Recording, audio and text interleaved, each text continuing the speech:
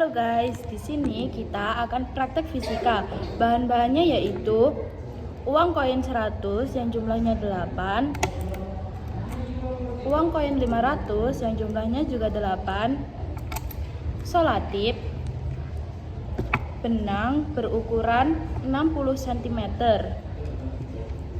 Sama kalian juga nyiapin klip. Ini klip yang besar kayak gini. Nah, nanti klipnya diubah jadi memanjang, contohnya kayak gini. Nah, kalian juga nyiapin gunting, terus nyiapin potongan pulpen yang udah nggak ada isinya. Ini dipotong 2 cm. Nanti kalian juga motong kertas, ukurannya menyesuaikan sama ukuran pulpen ini.